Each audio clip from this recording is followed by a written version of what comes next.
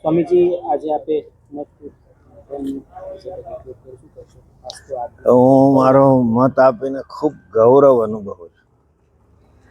ભારત માતાના નિર્માણમાં મારો પણ એક ભાગ છે. એ ભાવના મને છે અને હું એ માત્ર મારો અધિકાર નહીં પણ મારું કર્તવ્ય પણ સમજું છું. એ મારું ઋષિઓનું ઋણ છે, એ મારા પૂર્વજોનું ઋણ છે.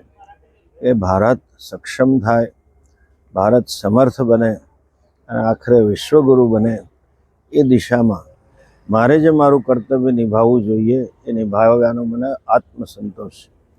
મારે અમદાવાદના આશ્રમ ખાતે ગઈકાલે રાત્રે 9:30 કાર્યક્રમ પત્યો. હું રાત્રે આવ્યો ને અત્યારે 11:30 પ્રવચનો છે. ખાસ મત આપવા માટે જ આવ્યો છું, પણ એનો મને થાક કરતાં ઉત્સાહ અને આનંદ વધારે છે. અને મેં કહ્યું તેમ સંતોષ છે.